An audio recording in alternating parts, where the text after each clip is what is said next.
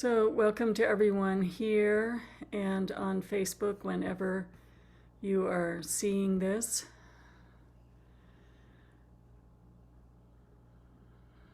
For the last few years, starting in COVID, we've been doing a detailed investigation of bodhicitta, looking at all of the wonderful practices, commentaries, training materials. And at this moment, we are working with Lojong, or the 7 points of mind training.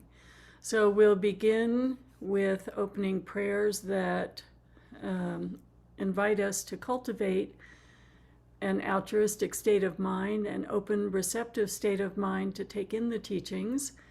Then I'll talk about the slogan for this week, and then we'll have some discussion. All sentient beings, especially those enemies who hate me, obstructors who harm me, and those who create obstacles on my path to liberation and all-knowingness, may they have happiness and be separated from suffering. I will quickly establish them in the most perfect and precious Buddhahood. All sentient beings, especially those enemies who hate me, obstructors who harm me, and those who create obstacles on my path to liberation and all-knowingness, may they have happiness and be separated from suffering. I will quickly establish them in the most perfect and precious Buddhahood. All sentient beings, especially those enemies who hate me, obstructors who harm me, and those who create obstacles on my path to liberation and all-knowingness, may they have happiness and be separated from suffering. I will quickly establish them in the most perfect and precious Buddhahood. Thus, until I achieve enlightenment, I perform virtuous deeds with body, speech, and mind. Until death, I perform virtuous deeds with body, speech, and mind. From now until this time tomorrow, I perform virtuous deeds with body, speech, and mind. In the Buddha, the Dharma, and the Sangha most excellent, I take refuge until enlightenment is reached. By the merit of generosity and other good deeds, may I attain Buddhahood in order to benefit all sentient beings. In the Buddha, the Dharma, and the Sangha most excellent, I take refuge until enlightenment is reached. By the merit of generosity and other good deeds, may I attain Buddhahood for the sake of all sentient beings. In the Buddha, the Dharma, and the Sangha most excellent, I take refuge until enlightenment is reached. By the merit of generosity and other good deeds, may I attain Buddhahood for the sake of all sentient beings. As earth and the other elements, together with space, eternally provide sustenance in many ways for the countless sentient beings, so may I become sustenance in every way for sentient beings to the limits of space until all have attained nirvana. As the Sugatas of old gave birth to the bodhicitta and progressively established themselves in the training of a bodhisattva, so I too, for the benefit of beings, shall give birth to that bodhicitta and progressively train myself in that discipline. At this moment, my life has become fruitful. I have realized my human life. Today I am born into the family of the Buddhas. Now I am a child of the Buddhas. From now on, I will forthrightly perform the actions befitting my family. I will act so as not to degrade the faultlessness and discipline of my family. Just as with a blind man finding a jewel in a heap of dust, thus somehow bodhicitta has been born in me. This is the supreme Amrita which destroys death, the inexhaustible treasure which removes the world's poverty. It is the supreme medicine which cures the world's sickness, the tree which provides rest for beings weary of wandering on the paths of existence. It is the universal bridge on which all travelers may pass over the lower realms, the rising moon of mind which dispels the torment of the kleshas. It is the great sun which puts an end to the obscurity of ignorance, the pure butter which comes of churning the milk of the holy Dharma. For travelers wandering the paths of existence, seeking happiness from objects of enjoyment, it is supreme bliss near at hand, the great feast which satisfies sentient beings. Today, witnessed by all the protectors, I have welcomed the sentient beings and Sugatas, Devas, and Asuras rejoice. May all mother sentient beings, boundless as the sky, have happiness and the causes of happiness. May they be liberated from suffering and the causes of suffering. May they never be separated from the happiness which is free from sorrow. May they rest in equanimity, free from attachment and aversion. May all mother sentient beings, boundless as the sky, have happiness and the causes of happiness. May they be liberated from suffering and the causes of suffering. May they never be separated from the happiness which is free from sorrow. May they rest in equanimity, free from attachment and aversion. May all mother sentient beings, boundless as the sky, have happiness and the causes of happiness. May they be liberated from suffering and the causes of suffering. May they never be separated from the happiness which is free from sorrow. May they rest in equanimity, free from attachment and aversion.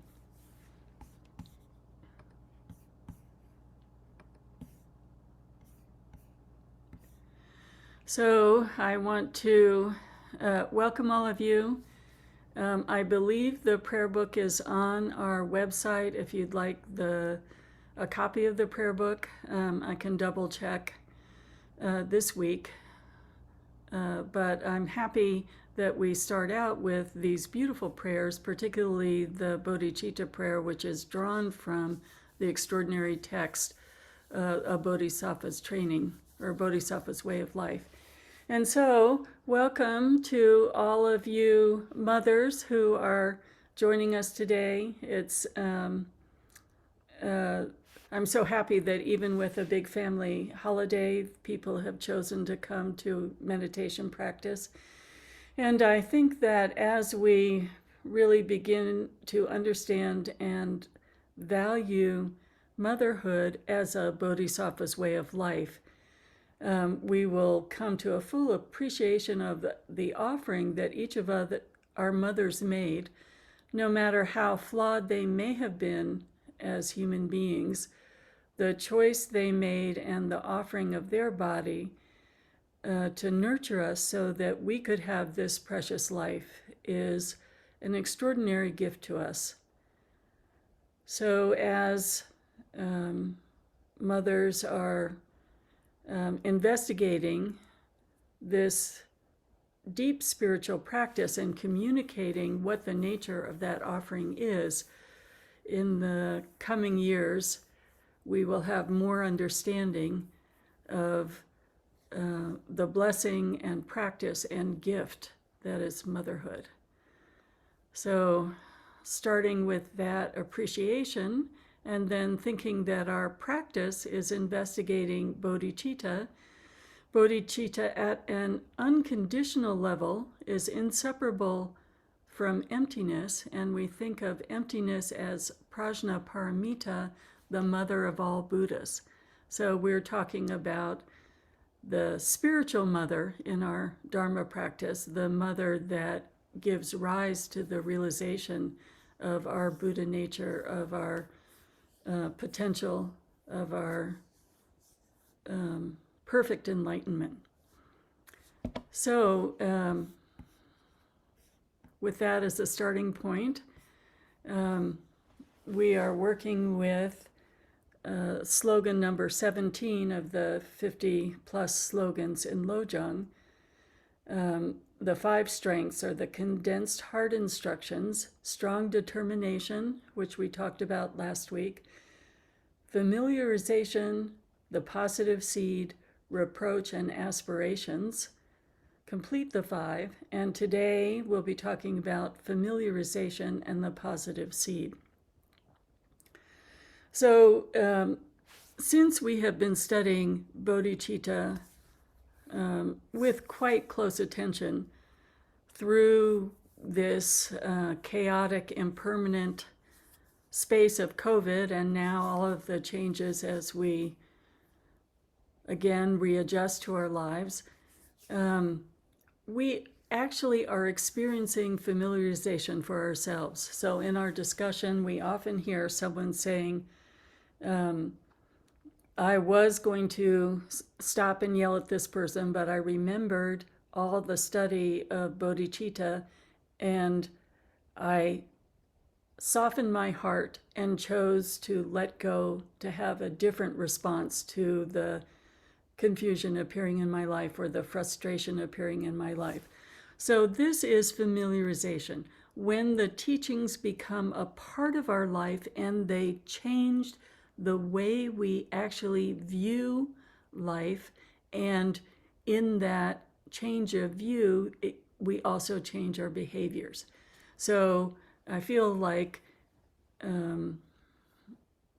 each and every one of you has a sense of what familiarization means. The teachings in your experience are striking an inner truth. They come to the forefront of your mind in your daily behaviors, and your daily behaviors are formed by that truth as opposed to being formed by that confusion. So that leads into the third, but the second one of today, which is the positive seed. And I wanted to go into this a little bit because some folks have expressed confusion about the positive seed or about merit, why it's so highly valued, why we sort of emphasize those days where it's heightened. So let's really go into merit a little bit more, or positive seed a little bit more. So we've been talking about samsara is accumulated habits of confusion, and that as we're changing, as we see the strength of determination and familiarization that it takes to actually change our view and to change our behaviors, we start to understand the power of those habits. And so when we're in the process of our view expanding, our sense of having a choice in the moment, it's like standing in a doorway. And if you remember from your mythology, the Roman god Janus that was above doorways with faces looking in both directions.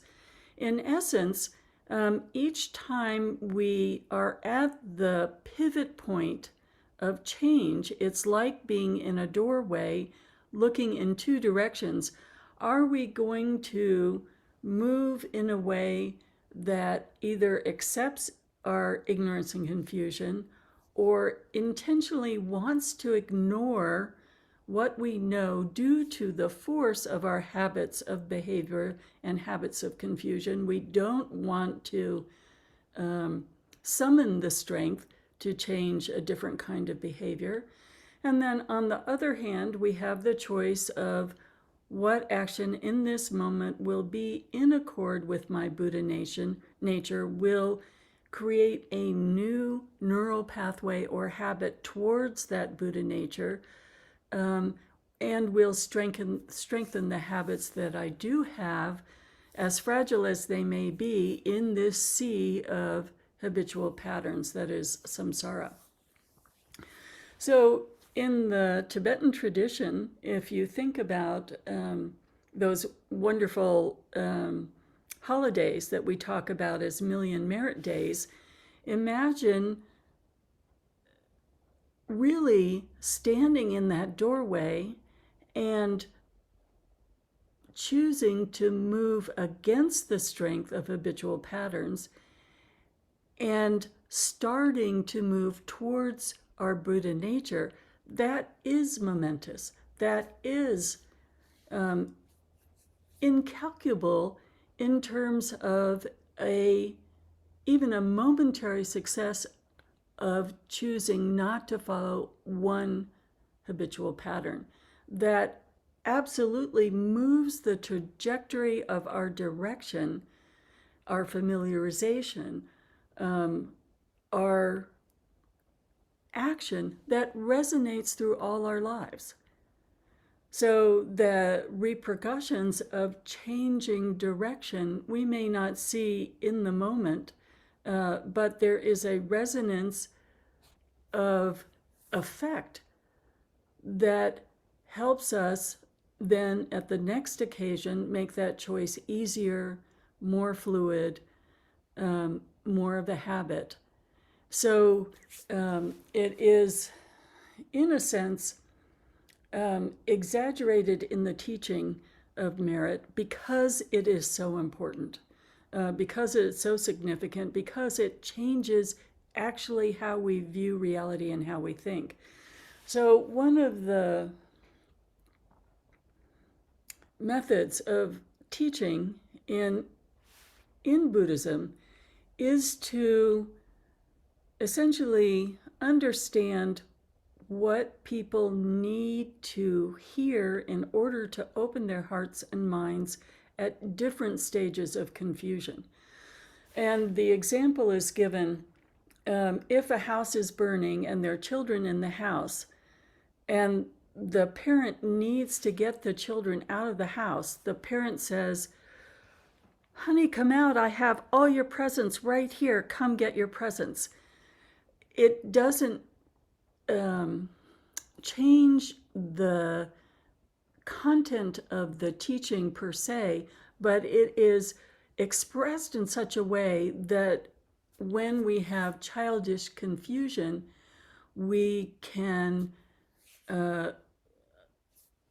be attracted and run towards the Dharma. And then when the present is in our hands, we can unwrap it slowly, understand it, become mature. So we talk about teachings that are meant to progress into an unfolding of learning, and teachings that are definitive, that they are absolutely specific, absolutely unmovable in their clarity, in their intent, and in what they're saying. And it's never a contradiction in essence of the content, but there is a skillful communication that reaches people in different layers of confusion. So, for instance, I was looking at some videos this morning of Drupal Rinpoche, one of the great living masters in our particular lineage. And he was still alive when I was in India and living at the monastery. And I would go to visit him, and I would ask a question that was actually beyond my capacity to understand. I'm sure I had great intention. I wanted to know the answer, but Rinpoche could see, oh, you're asking a question from books. You're not asking a question from what you understand and what you experience. And any answer actually wouldn't be beneficial. So he would take, the Tibetan texts that were closest to hand, and these texts are like 3 inches thick and weigh 3 or 4 hands. They couldn't weigh 3 or 4 pounds, but they were heavy. And so he would just bop you on the head with a text. And sort of the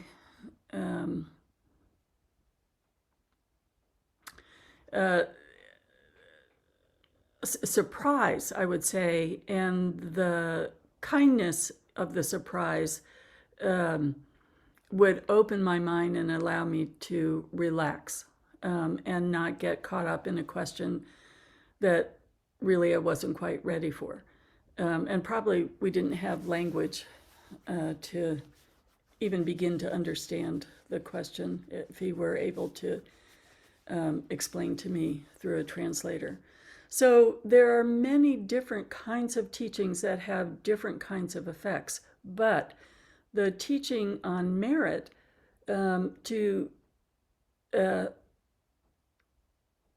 go back to that example, being bopped on the head with a sacred text actually is considered a kind of merit, because even if it was a surprise, even if I didn't know the content of the text, I now have a relationship with that text. It was a connection to that text.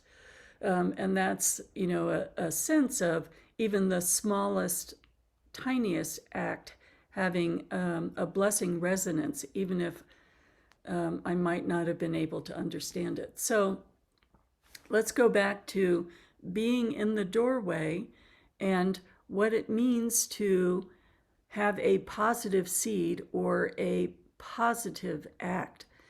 That has to do with our intention. So we know that many, many times we're acting unintentionally, and we know that when we are harsh in speech or ungenerous, it's often because life is happening so quickly that we don't think carefully and mindfully at the time. At other times, we may have a habit of desire or habit of aversion that we actively choose not to be mindful in a moment and to react, as opposed to, with a mindful intention, creating a positive act. And then what's considered merit and how that's different from other kinds of actions is intentionally looking at what our mind's activity is, intentionally overcoming a habit or pattern, and with that intention, doing some action or completing an action. So, for instance, I really enjoy fresh flowers. And so I was thinking this morning of what a simple positive act that we describe to people.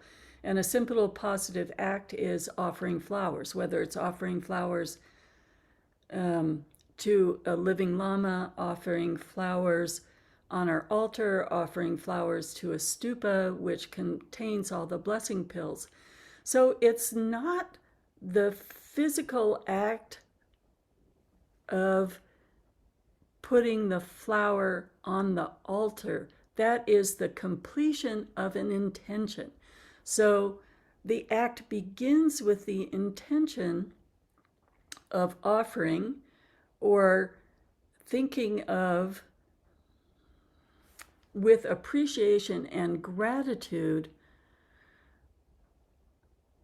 calling to mind, or having the Lama in front of you, calling to mind the Buddhas and Bodhisattvas and saying, I'm giving this beauty as a symbol of my appreciation and gratitude, with the aspiration that I am freed from all the trappings of desire in the sense of thirst or addiction, and any sense of holding on to a self that is overlaid by being separate from the non-dual state in which we have always been connected to all of these Buddhas and Bodhisattvas. So the idea of selfless giving is letting go of that separation, and the method is opening our hearts and mind through the appreciation, love, and devotion, connecting heart to heart, connecting with letting go of desire personally for the specific personal enjoyment of the flowers, and taking that moment to feel the connection through the appreciation and devotion. So that becomes the offering of flowers. And so I might bring the same bouquet of flowers into my home, and on one moment create this beautiful selfless offering that has the layers of appreciation and devotion, and that moment of connection, that moment of relaxing into an unconditional bodhicitta state. And I may take the other half of the flowers and put them on my dining room table and in my bedroom. All three acts are with the same bouquet of flowers, but one of the acts is actually intentionally moving closer to being in accord with my Buddha nature. Whereas there's nothing harmful about putting flowers on the table, but in a very subtle way, by having no intention towards my Buddha nature, it's feeding a not knowing and not intending, and it's also feeding a very subtle layer of I want to be happy and flowers make me happy. So even though it's, fairly innocuous act, there's that very, very subtle quality of wanting happiness from an outside object. So that is like a dog drinking ocean water.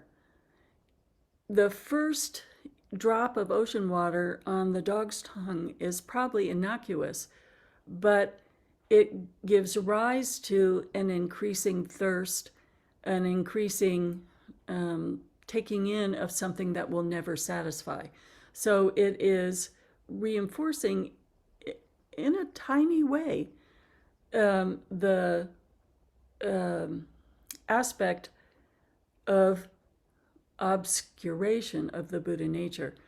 So if we were cultivating mindfulness throughout the day, the table would not be any different than the altar. So every act of appreciating would be an offering as opposed to a reinforcing of I like this. So this is why we want to first understand that merit has to do with intention, and we want to understand that any subtle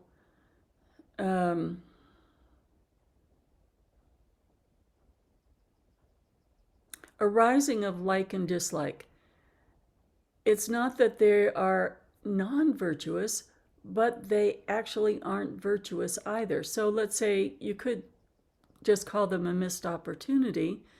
But when we look at that, if we look at the path long term, the path long term has to do with liberation, and in the course of that liberation, this great arising of compassion, this understanding of that we are working not only with our own liberation, but for the benefit of all sentient beings. And that encourages us to really see how these very subtle acts are still adding to a reinforcement of the illusion of self and other.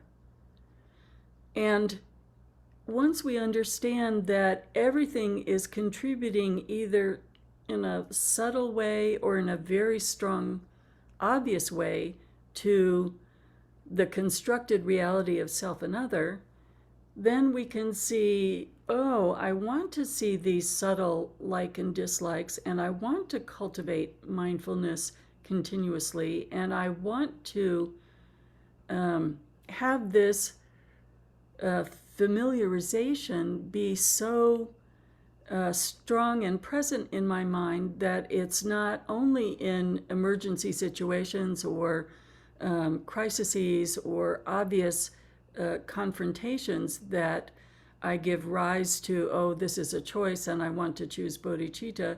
In fact, we want to be cultivating that presence of mind through all of our actions throughout the day and even throughout the night. So when we talk about the positive seed, we're talking about being aware, being mindful, and seeing the choices as opening to Buddha nature, drawing us closer to Buddha nature. It doesn't mean that we're not enjoying life. It means that joy is opening our mind to the spiritual joy that is not dependent on outside objects. It is creating the conditions of delight so that we can fully relax and let go of that hold of the illusion of the separation of self and other. So when we come together on the big holidays, we're actually combining our small actions of like lighting the candle on our individual altar. We're holding an intention of the larger community joining in the celebration of big communal actions and becoming a part of that big communal action. So, for instance, I'm thinking of the last Kali Chakra the Dalai Lama did in Washington. And they were announcing, oh, we've raised all the money to cover all the costs. Everything is fine. Everything is taken care of. Thank you, thank you, thank you. And there was still a huge line of Tibetans lined up to make donations because they understood that by uniting their small drop of generosity with this huge ocean of generosity, that all of the blessings of this meritorious event, all of the learning, all of the teachings that would enable so many people to change their view or adjust their view or see a little differently, coming closer to their bodhicitta, that all of those blessings were something that they were helping to make possible. And the great joy of that, you can see in that joy, in that offering, a small offering became gigantic. So I hope this explanation of merit starts to make sense to you about why it's so emphasized as path. And also to say that we have a big merit day coming up. I think it's June 14th, and a Sangha, a Zigor Khantrul Sangha, Zigor Khantrul Rinpoche, always does life releases on that day, and they've invited us to join with them, to come with them. They pay for a fishing boat's worth of lobsters, and we gather to release the lobsters back into the ocean. They've worked out all the science of it so that the tides are carrying the lobsters out, the female lobsters are identified. They've really worked on that, and it's a beautiful blessing of saving lives of these animals and dedicating that with all of the wonderful activities that are going on in Sagadawa all around the world, joining in with that. So I'll put info in our next newsletter and on the website about that activity coming up. So let's just take that in, really start to contemplate what it means to be in the doorway, the pull of all the habitual patterns, and to cultivate using the familiarization to the smallest positive seed as well as the large positive seeds in that moment of choice.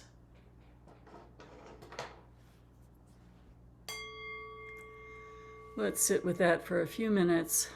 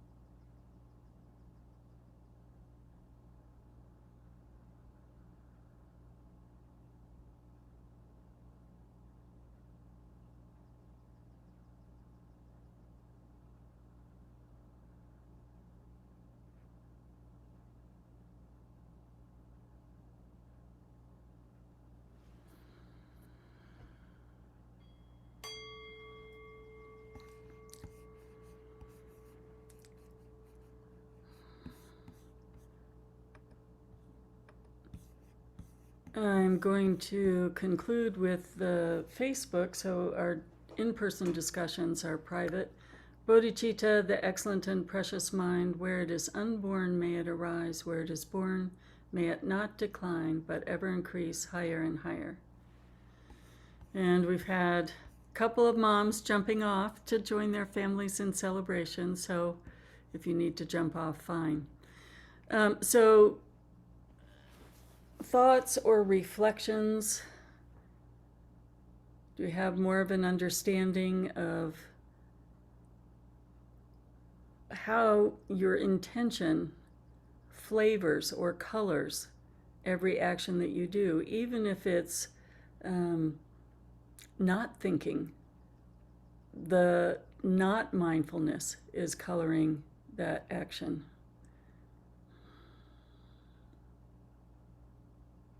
In the sense of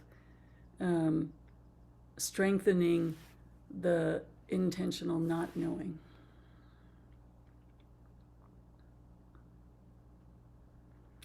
So, thoughts. How do you identify the difference when mindfulness informs an action? Your understanding of that inner turning towards your Buddha nature, what that feels like to you.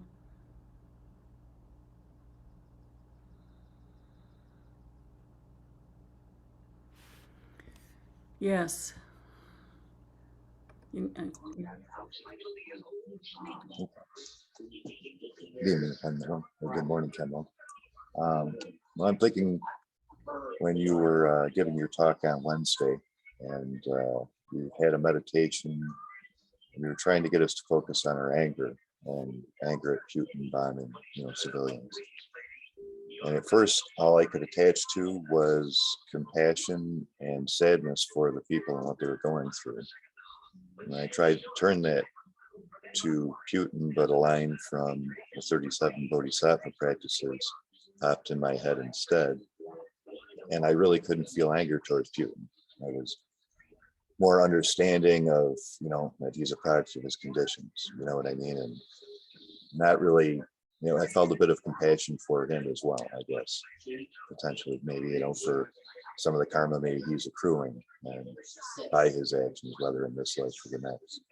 And I don't know, I tried to turn it away, tried to get in touch with anger, but I was not able to do so. So, to me, I guess I can't apply that at all times, because I know there have been times reading an article about Putin that's upset me, certainly. But in that moment, I can see that the Dharma certainly was in touch with me. I was in touch with it in that moment anyway. So. So thank you. Examples don't always work for everybody. So what we can see is your familiarization with bodhicitta was so present that that example was a way of turning you towards compassion. So we're referring to a Dharma talk on emotions, and where we learn to see exactly what sparks an emotion and how that emotion progresses and escalates. And so it's very helpful to watch anger when it arises, to learn about anger, and to watch desire when it arises, desire in the sense of thirst or addiction, to watch that arise, and to see how that progression can be interrupted. So in essence, that is what we're talking about today, in that every opportunity that we have throughout the day, we can see, am I using this moment that's arising to move closer to Buddha nature, closer to the Dharma, or am I using it in a way to sort of shut down that quality and move just in the habit due to familiarization with that habit?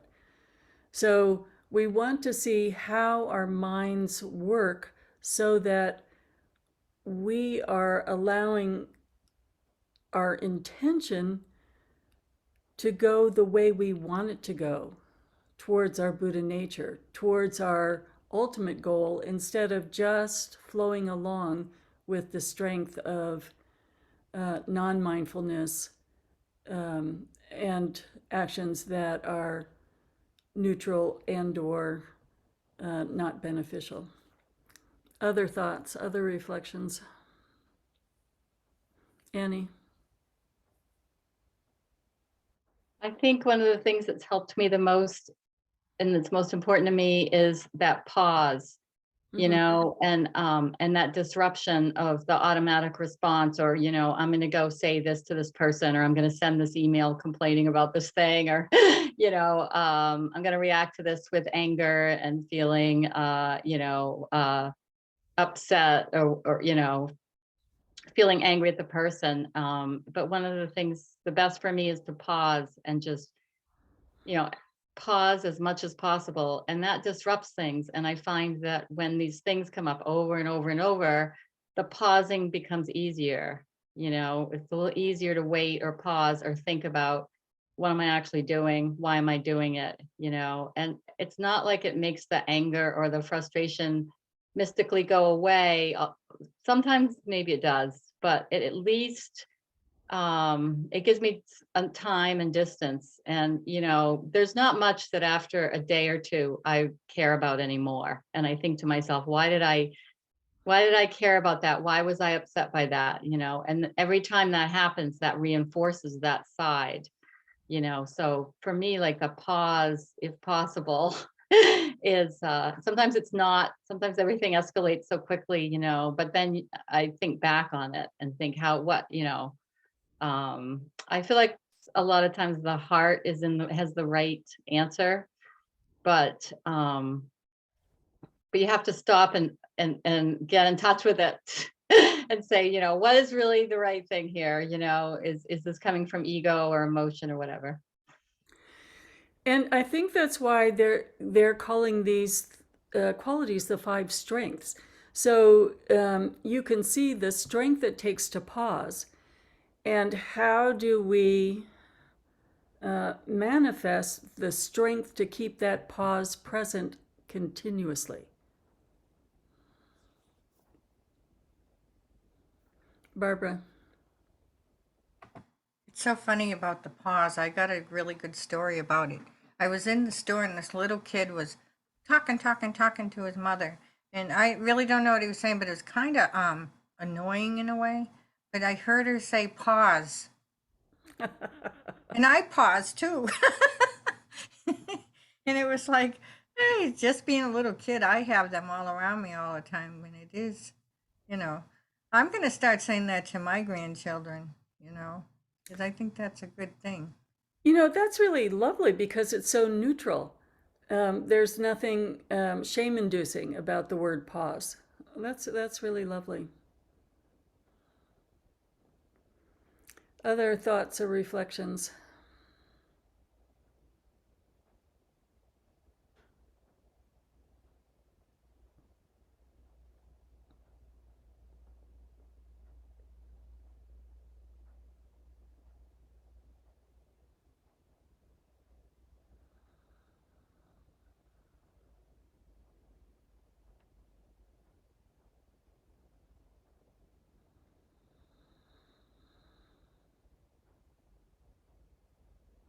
Very quiet group this morning.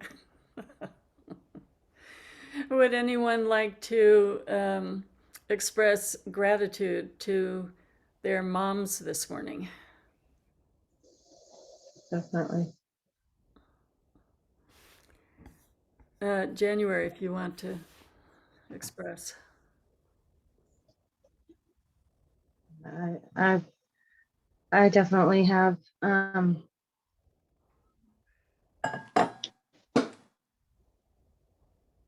Well, I recognize a tremendous amount of other and a lot of things that I'm working through in this lifetime. I very much recognized that I was a choice for her. And I honor that. And I very much feel that today. I don't know if I will or will not be able to speak to her today. But in this space, I have a tremendous amount of love and gratitude for her at this moment. Well, that is a really lovely expression. Thank you. I know that, there can be a lot of pain around our family relationships, and a lot of pain can arise on these holidays. And we have precious human life. So, in essence, that is like standing in the doorway for a moment. Yes, we have painful relationships, and we may have to work through a lot of that woundedness, and we can also cultivate in this moment an appreciation, and that is changing that habitual response to at this one moment appreciating a good quality.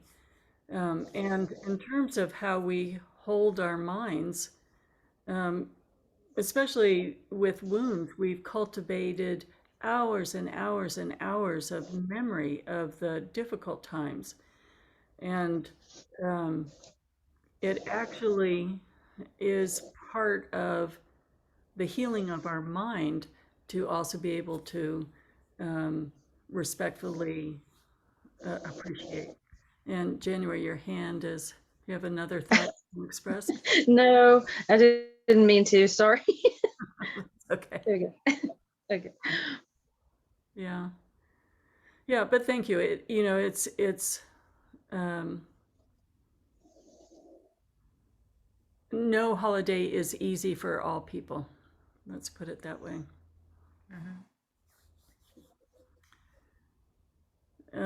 Time for one last thought or reflection before we move to the dedication prayers.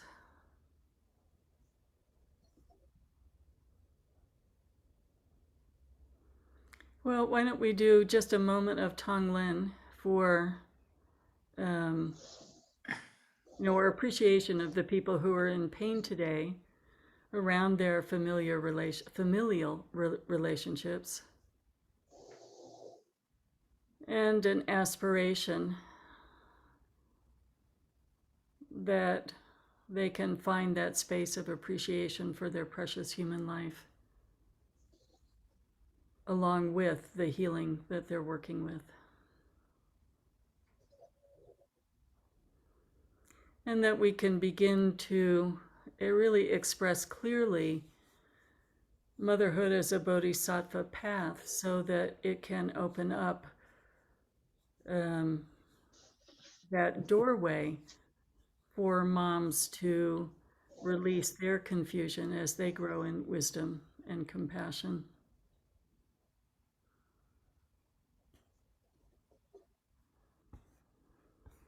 Okay, I'll move into the dedication prayers. By this virtue may I achieve omniscience, and may all who travel on the stormy waves of birth, old age, sickness, and death cross the ocean of samsara by defeating all enemies, confusion the cause of suffering. Bodhicitta, the excellent and precious mind, where it is unborn may it arise, where it is born may it not decline, but ever increase higher and higher. I pray that the Lama may have good health. I pray that the Lama may have long life. I pray that your Dharma activities spread far and wide. I pray that I may not be separated from you. So let's just say within this hour, there might have been times of attention and non-attention. There might have been various emotions arising, but we dedicate our communal study of the Dharma to all of the merit. We put it with all of the merit that's been accumulated throughout time. And in that dedication,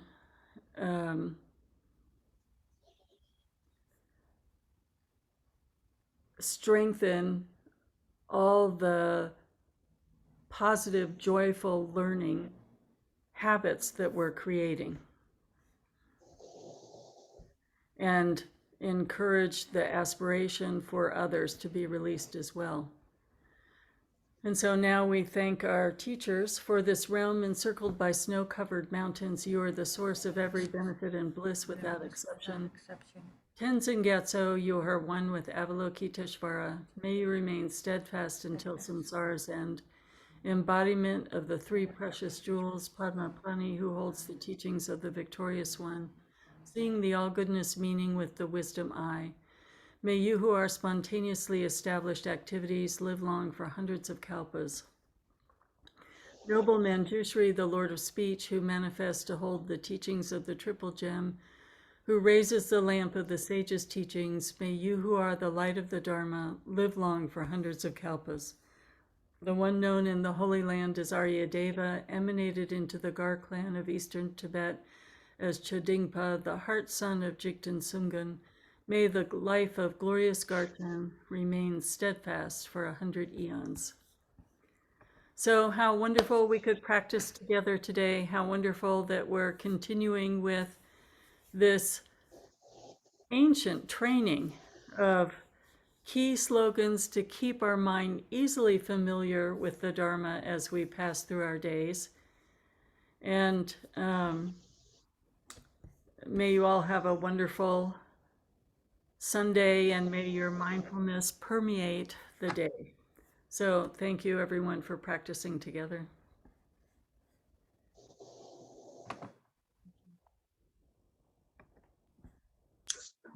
Thank you, Khenmo. Have a good week. Thank you, Khenmo. Everybody. Thank you, everybody.